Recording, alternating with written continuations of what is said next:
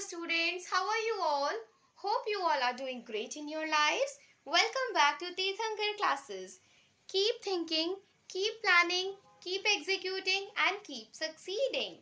So, हमने कहाँ पर छोड़ा था? Before I want to tell you one thing. In few days, I am trying my best to arrange a mic so that my voice is clearly audible to you. So for few days, please manage. तब तक आई am trying my best कि मैं इतना तेज़ बोलूँ कि आपको clearly मेरी आवाज़ आ जाए. I am clearly audible to you. तो within few days I will arrange a proper mic. तो आपको कोई प्रॉब्लम नहीं होगी. अदरवाइज आप हेडफोन्स का यूज़ कीजिए. आपको अच्छा लगेगा वीडियो और आपको समझ भी आ जाएगा. Please trust me and please do share, subscribe, comment, like and everything which you can do because it will help me to make more videos. और फिर भी मैं आप लोगों के लिए वीडियोस ज़रूर बनाऊंगी because I want my 9th class students कि उन्हें साइंस में इंटरेस्ट आना ही आना चाहिए. चलो बहुत सारी बातें हो गई. Let's get back to our studies. Prokaryotic cell, इसको हम बड़ा कर देते हैं क्योंकि दिस इज आवर हेडिंग. ये हम लोगों की हेडिंग है. Okay, so prokaryotic cell. अब मैं आपको एक ट्रिक बताती हूँ. Prokaryotic, P for prokaryotic, P for पुराना. P फॉर पुराना. अच्छा, अगर कोई चीज पुरानी होती है, क्या वो इतनी डेवलप होती है कि वो प्रॉपरली हर चीज को कर पाए? आपने देखा जो पुराने घर होते हैं, क्या वो सीमेंट के बने होते हैं? लाइक विलेज एरियाज में, है ना, रूरल एरियाज में, तो क्या वो घर सीमेंट के बने होते हैं? नो. तो वो कच्चे बने होते हैं. तो इसी टाइप से आप लर्न कर सकते हैं प्रोकैरियोटिक मतलब पुराना. पुराना होगा तो ज़रूरी नहीं है उसके पास हर चीज़ अवेलेबल हो. उसके पास एसी भी हो, उसके पास कूलर भी हो. तब तक उन्हें इतनी टेक्नोलॉजी के बारे में पता ही नहीं था. तो इसी तरह से जो प्रोकैरियोटिक सेल है उसके पास brain of the cell. Remember one thing, मैंने क्या बताया था? ब्रेन ऑफ द सेल क्या होता है? न्यूक्लियस. ओके, तो जो सेंटर में प्रेजेंट होता है सेल की, न्यूक्लियस जो है वो एब्सेंट है.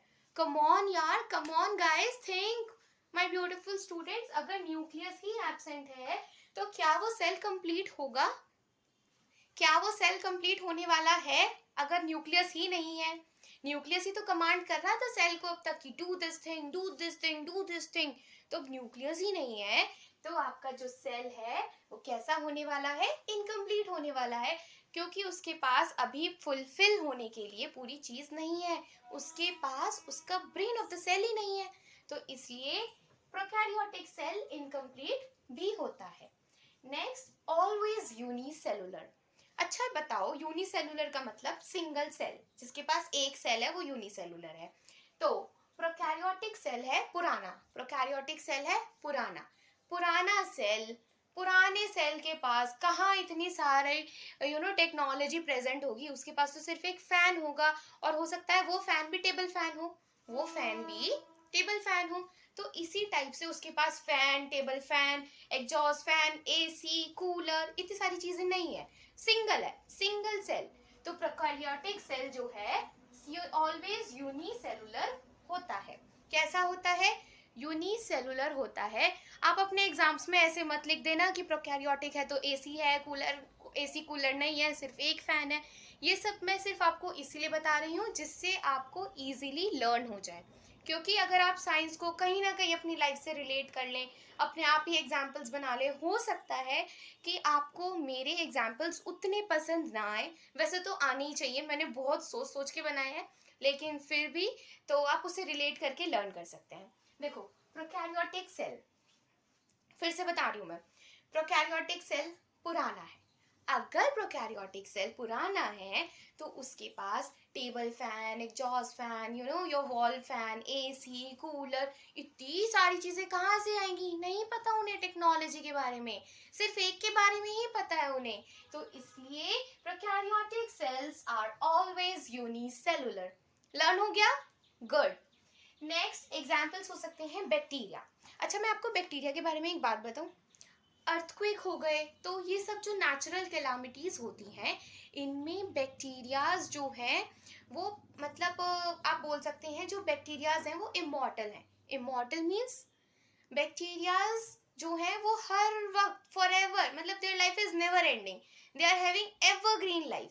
तो आपका जो प्रोकैरियोटिक सेल है वो, उसका एग्जांपल हो सकता है बैक्टीरिया। अच्छा, जो बैक्टीरिया है, लिसन मी वेरी केयरफुली, जो पुराने लोग होते हैं उनके जो थॉट्स होते हैं, उनकी जो आइडियाज़ होते हैं, कहीं ना कहीं वो इतने स्ट्रॉन्ग होते हैं कि उनका बेस आज के लोग भी फॉलो करते हैं। मैं चाहती हूँ कि मैं आपको अपनी वीडियोस के थ्रू सिर्फ साइंस ही नहीं, कहीं ना कहीं मोरल वैल्यूज़ भी बताऊँ। तो इसीलिए आप इसे टाइम वेस्ट ना समझें, ये मोरल वैल्यूज़ भी होती हैं, आप इन्हें अपनी लाइफ में फॉलो कीजिए, क्योंकि अगर आप सही डायरेक्शन में मूव करेंगे तो आपको पता भी नहीं चलेगा, आप अपने गोल को अचीव करने की डायरेक्शन में मूव करना स्टार्ट कर देंगे। तो कहाँ पे थे हम लोग? तो पुराने लोगों की जो थॉट्स होती हैं वो इतनी स्ट्रॉन्ग होती हैं, लाइक आयुर्वेदा। क्लियर? तो अब आप लोग देख रहे हैं कि योर करंट पीपल आर, मतलब कितना फोकस है उनका आयुर्वेद पर, योगा पर, मेडिटेशन पर। तो इसी टाइप से जो बैक्टीरियाज है वो सबसे ज़्यादा एवरग्रीन रहने वाला ऑर्गेनिजम्स है, सिंगल सेल्ड ऑर्गेनिज्म है। तो ये आपका होता है प्रोकैरियोटिक। प्रोकैरियोटिक सेल का जो साइज है छोटा होने वाला है, क्योंकि हम लोग तब से बात कर रहे हैं प्रिमिटिव के बारे में। प्रिमिटिव का मतलब पुराना, P for primitive, P for prokaryotic, P for पुराना। आई वॉन्ट कि मेरे स्टूडेंट्स को क्या वीडियो के ड्यूरेशन में ही लर्न हो जाए चीज़ें, इसीलिए मैं इतनी बार बोलती हूँ कि आप अपनी तरफ से भी कुछ ना कुछ ट्राई कीजिए कि आपको वीडियो की ड्यूरेशन में ही चीज़ें लर्न होना स्टार्ट हो जाए, जिससे जब आप वीडियो पॉज करें या फिर उसे बंद कर दें और उसके बाद बुक देखें तो आपको लगे अरे वाह, मैम ने तो ये भी पढ़ा दिया था, मैम ने तो ये भी पढ़ा दिया था। तो आई वॉन्ट दिस, ओके। तो कहाँ पर थे? प्रोकैरियोटिक सेल की बात हो चुकी है। नेक्स्ट आते हैं यूकैरियोटिक सेल्स पर। True nucleus is present, of course अगर इसमें न्यूक्लियस एब्सेंट है तो इसमें न्यूक्लियस प्रेजेंट है ना? तो ये तो लर्न अपने आप हो जाएगा अगर आपको प्रोकैरियोटिक पता है। प्रोकैरियोटिक जो है इनकम्प्लीट था। अब इनकम्प्लीट क्यों था? क्योंकि उसके पास nucleus, brain of the cell ही नहीं था। इसका जस्ट अपोजिट यूकैरियोटिक में कर दीजिए, इसमें आपका न्यूक्लियस प्रेजेंट है, वेल डेवलप्ड है, your nucleus is present as well as it is well developed, so this cell is complete, this cell is fully complete, brain of the cell, nucleus is present inside it, so your eukaryotic cell is advanced as well as it is complete cells. Next, it can be unicellular, multicellular. how? क्योंकि ये सिर्फ unicellular था तो इसका opposite क्या हो जाएगा कि आपका जो यूकैरियोटिक है वो यूनिसेलुलर तो होगा ही होगा, मल्टी सेलुलर भी होगा। अब इसके पास सिंपल फैन तो होगा ही होगा, साथ में एसी और कूलर भी हो जाएगा, तो इसके पास यूनिसेलुलर तो होगा ही होगा, साथ में ये मल्टी सेलुलर भी हो जाएगा। नेक्स्ट जो है, क्योंकि इसका साइज कैसा था? छोटू सा साइज था। यूकैरियोटिक का सेल का साइज जो है वो थोड़ा सा बड़ा हो जाएगा in comparison to prokaryotic cell. जैसे कि आपको इसका साइज लर्न करना पड़ेगा। मैंने आपको पहले ही बताया था बायोलॉजिकल भी है, बायो इंटरेस्टिंग भी है, लेकिन जहाँ पर्टिकुलरली लर्न करने की बात आएगी आई विल टेल यू कि लर्न इट। तो साइज तो आपको लर्न ही करना पड़ेगा, कुछ नहीं कर सकती मैं आपका, लेकिन let me think for a minute, इसका कुछ ट्रिक हो सकता है साइज लर्न करने का? 1 to 10, 5 to 100 हो सकता है, एक ट्रिक हो सकता है इसका। क्या हो सकता है?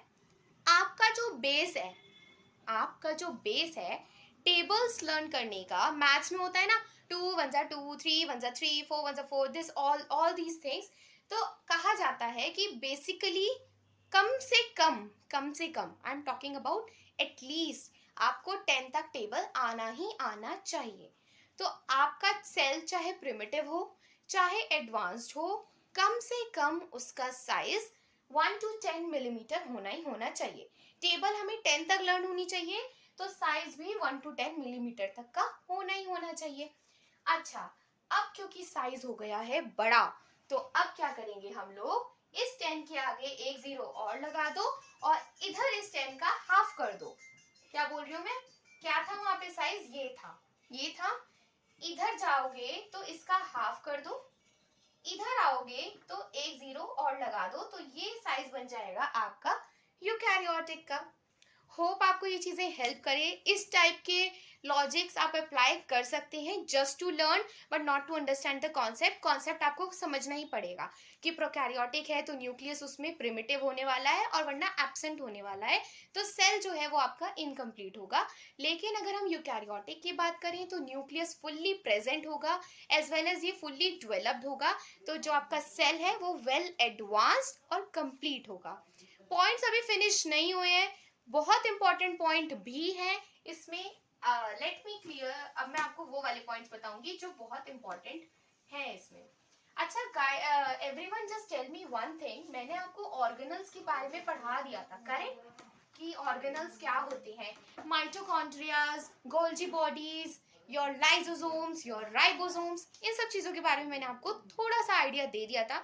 फिर भी मैं एक एक चीज़ के बारे में पूरा अच्छे से आपको बताऊंगी। So don't worry, don't go anywhere, please do keep switch to my videos only, don't go anywhere. मैं आपको हर एक वीडियो क्लियर कर दूंगी। And do share, subscribe, comment, like my videos. Okay, so prokaryotic cell के बारे में मैं आपको बता रही थी कि cell organelles, your cell organelles are not membrane bound. Membrane bound मतलब, मेम्ब्रेन बाउंड का मतलब मुझे कौन बताएगा? ऑनलाइन में कैसे ही बताओगे तुम लोग, करेक्ट? सोच ही रहे होंगे, बट कोई बात नहीं, आप वीडियो को पॉज कीजिए, अपने आप को बताइए और इमेजिन कर लीजिए आपने मुझे बता दिया, और मैं भी इमेजिन कर लूंगी कि आपने मुझे बता दिया है। ठीक है, तो बट इसमें जस्ट अपोजिट कर दो। तो कहाँ पर थे हम लोग? इसका जस्ट अपोजिट कर दीजिए। Cell organelles are membrane bound. Cell organelles are membrane bound. अच्छा, तो let me give you with let me clear you this with a diagram, with the help of a diagram. For example, this is your cell. What is this? This is your cell, correct? And this is your nucleus. तो हमने बोला था nucleus is absent in it. So what happens in this type of cell? Your every cell organelle is a membrane bound. Membrane bound का मतलब एक membrane, एक covering से वो कवर्ड होगा, वो सेफ होगा। तो वो आपका यो प्रोकैरियोटिक में नहीं होता। प्रोकैरियोटिक में जो है आपके जितने भी ऑर्गेनल्स हैं, जितने भी सेल ऑर्गेनल्स हैं, those are not membrane bound organelles, those are just present in the cytoplasm of the cell with just a cell wall in it. Okay, but here I can say in eukaryotic cell every cell organelle is membrane bound organelles. Okay, and it is safe also, correct? So here we have complete the difference between eukaryotic and prokaryotic cell, and I want to tell you ऐसा हो सकता है कि जो आपके paper है उसमें 2 mark questions, short answer type questions में आ जाए, give the difference between eukaryotic and prokaryotic cell. और साथ में अगर ये लॉन्ग में आता है तो आपको इसके डायग्राम्स बनाने के लिए भी आ जाते हैं कि give the difference between eukaryotic and prokaryotic cell with the help of diagram. और मैं आपको एक बात क्लियर कर दूं कि बायो में अब आपके पास 9th क्लास आ गई, 8th क्लास नहीं है ये कि आपको बताया जाए कि draw this, we want this diagram from you. ऐसा 9th में नहीं होगा। 9th में अंडरस्टूड होता है, अगर कहीं पे डायग्राम बनना है तो वो अंडरस्टूड है, आप अपने आप से बनाएंगे। पेपर में ये बात लिखी हुई नहीं आएगी कि गिव दिस, मतलब फॉर एग्जाम्पल कि explain the difference between eukaryotic and prokaryotic cell. अगर क्वेश्चंस 1 मार्क है तो इसमें कुछ करना ही नहीं है। True nucleus present, two nucleus absent. Short में आ जाए तो 1-2 पॉइंट का डिफरेंस दे दीजिए, और हो सके पॉसिबल हो तो कम से कम 5 पॉइंट्स लिख दीजिए। लेकिन अगर वही क्वेश्चंस आपका लॉन्ग में आ जाए तो give 5 point difference, true nucleus absent, membrane bound organelles, और यू कैन से कि it is primitive, your example and size, आप ऐसे ऐसे करके बता सकते हैं। एंड साथ में वेरी इंपॉर्टेंट, एक डायग्राम बना दीजिए सेल का। अब आप लोगों को मैं now I will give you diagrams of eukaryotic cell and prokaryotic cell, तो प्लीज वॉच इट केयरफुली। अगर मैंने बताया आपको 1 मार्क्स में आए तो कुछ नहीं करना, सिर्फ न्यूक्लियस के बारे में बता दो। शॉर्ट में आए तो पॉइंट्स के डिफरेंस दे दीजिए। अगर लॉन्ग में आता है तो give a proper answer with 5 points and a well labelled diagram. Okay, so now as I have told you कि मैं अब आपको बताऊंगी कि प्रोकैरियोटिक सेल कैसा दिखता है, यूकैरियोटिक सेल कैसा दिखता है। तो क्या हम लोग बैक्टीरिया से ले सकते हैं एग्जाम्पल? मतलब कहने का मतलब ये है, आई मीन टू से, कि बैक्टीरिया का एक सेल ले लेते हैं, क्योंकि हमने अभी अभी एग्जाम्पल में पढ़ा है कि जो बैक्टीरिया है वो प्रोकैरियोटिक सेल होता है और ये लोग सिंगल सेल होते हैं। तो मैंने किसका एग्जाम्पल लिया है? बैक्टीरिया का लिया है। Okay, this is a cell of bacteria. You can write even कि this is a cell of bacteria. अब देखो मैंने क्या करा, बीच में एक छोटा सा ऐसे ऐसे से करके थ्रेड लाइक स्ट्रक्चर्स बनाया। इसे हम बोलेंगे these are your thread like structures, thread like structures, and right, these are known as your chromosomes। क्या बोलते हैं इन्हें? क्रोमोसोम्स। क्रोमोसोम्स मतलब your thread like structures are known as chromosomes। Clear है इतना? तो your thread like structures are known as chromosomes। फिर उसके बाद मैंने बनाया कोई एक बॉल टाइप स्ट्रक्चर बना दिया और क्या करा, बीच में ऐसे ऐसे ऐसे ऐसे, ऐसे करके मैंने कुछ और स्मॉल डॉट्स बना दी मैंने। तो इन्हें हम लोग क्या बोलेंगे? प्लाज्मिड। क्या बोलेंगे? प्लाज्मिड बोलेंगे। ये सब चीजें क्या होती हैं मैं आपको बता दूंगी, बट फिलहाल आपको विद इन क्वेश्चंस के साथ जो डायग्राम्स बनाना है प्रोकैरियोटिक और यूकैरियोटिक का, मैं उसके बारे में बात कर रही हूँ। तो ये मैंने बनाया क्रोमोसोम्स, ये मैंने बनाया प्लाज्मिड, और जो ये है छोटा सा बॉल लाइक स्ट्रक्चर, ये है आपका राइबोसोम्स। लिख लीजिए, मैं डायग्राम के साथ लिखूंगी, अगर आप लिखना चाहते हैं तो आप लिख लीजिए। Thread like structure present inside the cell, thread-like structure present inside the cell which is not membrane bound in prokaryotic cell is known as chromosomes। okay, and आप देख सकते हैं ये कुछ निकला हुआ है, टेल टाइप कुछ निकला हुआ है, इसको हम लोग बोलते हैं फ्लैजेला। अभी मैं लिख दूंगी spelling, so don't worry, this is known as your flagella. Flagella क्या होता है? अच्छा मुझे एक बात बताओ, मैं हूं, मुझे चलने के लिए, इधर से इधर आने के लिए, इधर से उधर जाने के लिए, या फिर वॉक करने के लिए मैं कह लूं, क्या चाहिए मुझे? लेग्स चाहिए। लेग्स चाहिए। इसी टाइप से क्या जो सेल है उसे मूव करने के लिए, क्योंकि जो आपका सिंगल सेल्ड ऑर्गेनिज्म है जो प्रोकैरियोटिक होता है वो सिंगल सेल्ड है, यानी एक ही सेल सारे के सारे फंक्शंस परफॉर्म करेगा। तो उसका इन्हीं फंक्शंस में से सबसे इंपॉर्टेंट फंक्शंस मूव करना भी होगा, क्योंकि अगर उसे अपना प्रे दिखा, उसे अपना खाना दिखा, तो यहाँ से वो यहाँ तक जाने के लिए उसे मूव करना ही करना पड़ेगा। तो उस मूवमेंट के लिए सेल के पास as a leg your this tail type structure is present and this is known as flagella. क्या बोलते हैं इसे? फ्लैजेला। ओके, तो few of the new terms are being introduced to you, I think, because आपने 8th class में flagella के बारे में नहीं पढ़ा, क्रोमोसोम्स के बारे में नहीं पढ़ा। कोई बात नहीं, हम लोग चैप्टर करते करते इन चीज़ में परफेक्ट हो जाएंगे, और मैं पूरा चैप्टर कराने के बाद जितनी भी आपको नई नई टर्म्स इंट्रोड्यूस हुई हैं उनका एक प्रॉपर चार्ट बना के दूंगी। और अगर मैं बना के नहीं दे रही, वैसे तो मैं दूंगी ही दूंगी, लेकिन मैं आपको होमवर्क भी दे सकती हूँ कि अगर कोई एक बच्चा भी मेरी वीडियो से सीरियसली पढ़ रहा है तो वो सारे नोट्स ले, एक पेज ले, जितने भी उसे न्यू टर्म्स लगे उन्हें लिखे, फिर साथ में ये लिखे कि वो क्या है एक चैप्टर कंप्लीट होने के बाद। और अगर मेरा कमेंट बॉक्स आपको दिखना स्टार्ट हो गया है, अवेलेबल होना स्टार्ट हो गया है, तो मुझे उस कमेंट सेक्शन में आप वो दिखाएं, मैं उसे चेक करके आपको लिए एक वीडियो भी बनाऊंगी। और I will appreciate the student on my तीर्थंकर क्लासेस इज वेल।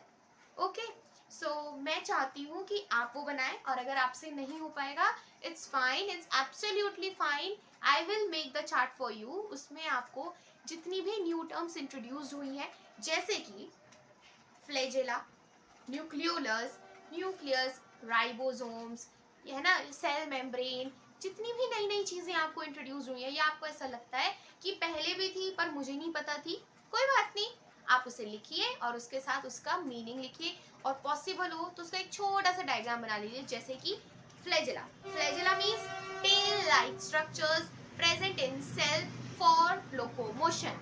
अब देखो फिर से, लोकोमोशन, लोकोमोशन मतलब मूवमेंट, लोकोमोशन मतलब मूवमेंट, ठीक है।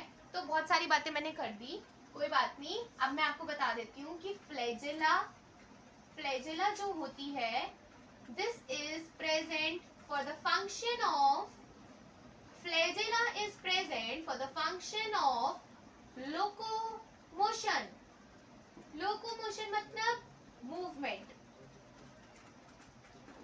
और मैं आपको अभी फिर से बता रही हूँ कि मैं अपनी तरफ से पूरी पूरी कोशिश कर रही हूँ कि मैं इतना तेज बोलूँ कि आपको सुनाई दे जाए, लेकिन फिर भी आप लोग हेडफोन्स का यूज कर लीजिए। विद इन फ्यू डेज और few months I am trying my best to arrange a mic for myself, so I am clearly audible for you. आपको अगर हेडफोन्स यूज करने हो ना करने हो कोई बात नहीं, बट आपको आवाज आनी चाहिए। तो तब तक के लिए आप यूज कर लीजिए earphones, headphones, what ever you want. तो हम लोग मैं अब आपको डायग्राम के बारे में थोड़ा थोड़ा बता दूं। सबसे पहले ये सब चीजें इरेज कर रही हूँ मैं, ये मैंने आपको इंट्रोडक्शन दिया कि आप डायग्राम में कंफ्यूज ना हो, ओके। तो हम लोग इसे इरेज कर देते हैं। तो गाइस, वैसे are you enjoying my videos और don't you enjoy my videos? अगर आपको ऐसा लग रहा है कि मैं अपनी वीडियोस में कुछ इम्प्रूवमेंट करूं, तो प्लीज़ आप मुझे कमेंट सेक्शन में बता दीजिए if it is available to you, because comment section available होने के लिए भी एलिजिबिलिटी चाहिए, which is 1000 subscribers. If I will get 1000 subscribers, then only I can communicate with you. मतलब I don't understand, I want कि आप मुझे बताएं कि ये इम्प्रूवमेंट हो सकता है, या फिर आप हमें ये टॉपिक बता दीजिए, या फिर आप इस टॉपिक में इतना लेंदी ना करके छोटा सा बना दीजिए, कुछ भी आप मुझे बता सकते हैं अगर आपको कमेंट सेक्शन अवेलेबल होना स्टार्ट हो चुका है, ओके, अपीयर होना स्टार्ट हो चुका है। तो सबसे पहली बात, ये जो आपको ये दिख रहा है, सेल के ऊपर ऐसे ऐसे ऐसे ऐसे सनरेज की तरह निकला हुआ है, इसे हम लोग बोलते हैं पिलाए, ओके, इसे हम लोग बोलते हैं पिलाए, PILLI, पिलाए। Next is your this one, आपके पास 1 2 3 लेयर्स बनी हुई है। मैं इन लेयर्स को नाम दे दूं 1 2 3। Your this third layer, this one is your capsule. Capsule, अच्छा सुनो, आपने दवाइयों में कैप्सूल देखे हैं? कैसे दिखते हैं कैप्सूल? आई गेस ऐसे दिखते हैं, ऐसे होते हैं और फिर नीचे से ऐसे राउंड होते हैं। तो कैप्सूल के अंदर बहुत सारी दवाई भरी होती है, और वो जो आपकी मेडिसिन है वो इतनी ज़्यादा स्ट्रॉन्ग होती है, इतनी ज़्यादा स्ट्रॉन्ग होती है कि आप उसे डायरेक्टली नहीं इनटेक कर सकते। तो क्या हुआ, उसे कैप्सूल के अंदर बंद कर दिया, जिससे वो सेफ भी हो गई, and when you will eat it, तो it will easily get digested in your stomach, clear? तो इसी टाइप से सेल में प्रेजेंट होता है दिस कैप्सूल। कैप्सूल के अंदर सब कुछ प्रेजेंट है, your membrane, your nucleus, your chromosomes. Sorry, nucleus नहीं होगा प्रेजेंट, प्रोकैरियोटिक में न्यूक्लियस प्रेजेंट नहीं होगा, सिर्फ क्रोमोसोम्स प्रेजेंट होंगे, और जो भी मेम्ब्रेन बाउंड नहीं है, फैले हुए हैं। तुम देख लो, क्रोमोसोम्स आपको दिख रहे हैं, दिख रहे हैं क्रोमोसोम्स, क्या ये मेम्ब्रेन बाउंड है? क्या इनके पास कोई कवरिंग है? ये तो हो गई आपकी आउटर बिग कवरिंग, जो आपकी सेल की कवरिंग है, लेकिन पर्टिकुलरली ऑर्गेनल्स की कोई कवरिंग नहीं है। आप देख सकते हैं न्यूक्लियस ही नहीं है, लेकिन न्यूक्लियस के अंदर का क्रोमोसोम्स है, और जो मेम्ब्रेन बाउंड नहीं है। Hope you all are understanding what I am trying to teach you. Then is your cell membrane. क्या हुआ फिर? Cell membrane आया, and then you are having this chromosomes. What is this? Chromosomes. This one is your plastid, and then you are having this thread-like structure which is known as flagella. And function of flagella is help the cell in movement. Help cell in movement. अब वैसे तो मैं इन सब चीजों को लिख के आपको अपने आप एक बार एक्सप्लेन भी कर सकती थी, लेकिन मैंने ऐसा क्यों नहीं करा, क्योंकि अगर मैं वीडियो के साथ साथ आपके साथ साथ उसे लिखूंगी तो हो सकता है आपको कहीं ना कहीं लर्न होना स्टार्ट हो गया हो। ओके इसीलिए मैंने साथ साथ लिखा। लेकिन अगर आप चाहें तो मैं डायग्राम्स विद लेबलिंग्स पहले बना के डायरेक्टली उन्हें कंबाइन करके आपको एक्सप्लेन कर सकती हूँ if you want this also. मतलब whatever you want I will follow only that strategy, I will not use my own strategy. आपको जो पसंद हो, जैसा टीचिंग मेथड पसंद हो, आप मुझे वो फिर से again do comment me below in the comment section, मैं उसे ही फॉलो करूंगी। Okay and please like share subscribe my video so that every 9th student can get it कि science is not boring, science is very interesting and science is not tough, it is very easy. Okay so flagella के बारे में मैंने आपको बता दिया कि this is a thread like structure which helps in the locomotion of cell. अब cell में एक बहुत इंपॉर्टेंट बात जो मैंने आपको पहले बताई थी और जो प्रेजेंट होती है, अगर आप चाहें तो आप मुझे खुद से बता सकते हैं क्या ऐसा रह गया इसमें जो मैं लेबल कर सकती हूँ। ये सब चीजें कहाँ पे प्रेजेंट है वैसे? जेली लाइक सब्सटेंस बताया था मैंने in my previous video. These all are present, these all are swimming just like in a swimming pool, which is your cytoplasm and it is jelly like. So please do label cytoplasm as well. अब cytoplasm जो है वो jelly है, आपने इसे freeze तो कर नहीं रखा कि ये क्या हो जाए, ये फ्रीज होके सॉलिड हो जाए, आपने इसे फ्रीज तो कर नहीं रखा है। तो इसीलिए जो ये साइटोप्लाज्म है इसके पास क्या होगी, साइटोप्लाज्मिक वॉल। क्या होगी? Cytoplasmic wall. Now what you have to do, you have to make a diagram for eukaryotic cell, and this eukaryotic cell diagram first of all you have to make your own. इसका opposite होगा, nucleus जो है membrane bound हो जाएगा, जितना भी आपकी cell organelles हैं वो मेम्ब्रेन बाउंड हो जाएंगी। और क्या क्या उसमें होगा, think and draw, pause this video for a minute, not for a minute, at least for 5 minutes, and then draw your own eukaryotic cell, and when I will show my eukaryotic cell, compare it, है ना, compare it, तो this way you will not force to learn it, आपको इसे learn करने की ज़रूरत ही नहीं पड़ेगी, automatically learn हो जाएगा। and check your diagram with your own, don't do cheating, pause this video for 5 minutes, draw your own eukaryotic cell, then compare your eukaryotic cell with my one and tell me कि आपने कितनी हद तक उसे सही बनाया है। Okay